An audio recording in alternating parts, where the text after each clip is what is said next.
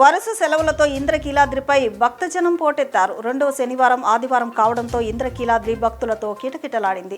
భక్తులకు అసౌకర్యం కలగకుండా దేవస్థాన అధికారులు పటిష్టమైన చర్యలు చేపట్టారు.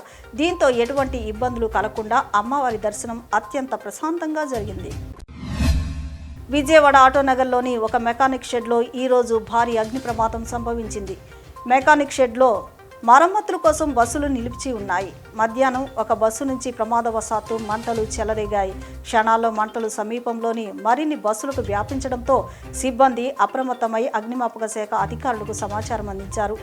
దట్టమైన పొగలు వ్యాపించడంతో స్థానికులు భయాందోళనకు గురయ్యారు.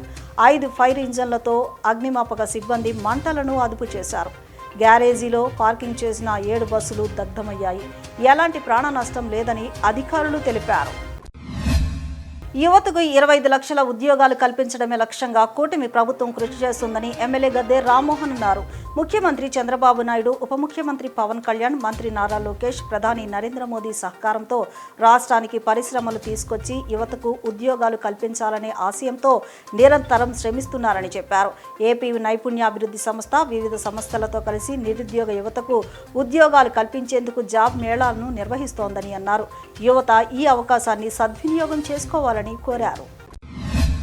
32 లక్షల మంది అగ్రిగోల్డ్ బాధితులకు చివరి రూపాయి దక్కే వరకు పోరాటం కొనసాగుతుందని AgriGold customers and agents welfare association అధ్యక్షులు ముప్పాళ్ల నాగేశ్వరరావు వెల్లడించారు. ఆగస్టు 15 లోపు విజయవాడలో అగ్రిగోల్డ్ ప్రత్యేక కోర్టు అందుబాటులోకి రానున్న దృష్ట్యా 2015 కంపెనీ రికార్డులు సీజ్కు ముందు ప్లాట్లు కొనుగోలు చేసిన కస్టమర్ల ఆస్తులను రిలీజ్ చేయాలని డిమాండ్ చేశారు. 15 ఏళ్ల క్రితం ప్లాట్లు కొనుగోలు చేసిన వారు తమ జిరాక్స్ కాపీ, ఆధార్, ఫోన్ నెంబర్ల వివరాలు రాబోయే 15 రోజుల్లోగా అన్ని జిల్లాల బాధితులు తమ వివరాలను అందజేయాలని విజ్ఞప్తి చేశారు. కస్టమర్లకు డబ్బులు చెల్లించి ఇబ్బందుల్లో ఉన్న ఏజెంట్లు కూడా న్యాయం చేయాలని మంత్రుల కమిటీని కోరారు. సమాజంలో ఎదురవుతున్న సవాళ్లను సాహిత్యం ద్వారా ప్రతిబింబించాలని పలువురు వక్తలు, రచయితలకు సూచించారు. సమకాలీన సమాజంలో ఉన్న అవినీతి, ప్రభుత్వాలు అనుసరిస్తున్న ప్రజా వ్యతిరేక విధానాలను తమ రచనలో ప్రస్తావిస్తూ సమాజాన్ని చైతన్యపరచాలని కోరారు. రచయిత్రి డాక్టర్ భావన మధుసూదన్ రాసిన ఆ ఒక అపరిచిత ప్రేమ కథ అద్భుతంగా ఉందని ఎమ్మెల్యే మండలి బుద్ధప్రసాద్ అన్నారు.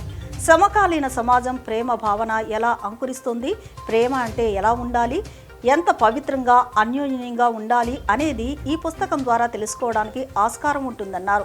చిన్న వయసులో అద్భుతమైన ఆలోచనతో భావన ఈ పుస్తకాన్ని రచించినందుకు హృదయపూర్వకంగా అభినందిస్తున్నట్లు ఆయన చెప్పారు. విజయవాడ గురునానక్ కాలనీలో ఆంధ్ర యాత్రి నూతన ప్రాంతీయ కార్యాలయాన్ని సంస్థ ప్రతినిధులు ఘనంగా ప్రారంభించారు. ఈ సందర్భంగా రాబోయే ఆగస్టు 14వ తేదీన అత్యంత ప్రతిష్టాత్మకంగా విడుదల చేయనున్న ఆంధ్ర యాత్రి యాప్ పోస్టర్ను సంస్థ ముఖ్య ప్రతినిధులు ఆవిష్కరించారు.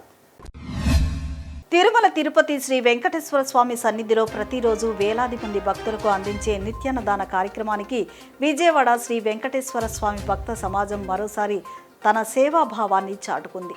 భక్త సమాజం ఆధ్వర్యంలో 256 విడతగా 10 టన్నుల కూరగాయలను తిరుమలకు పంపించారు.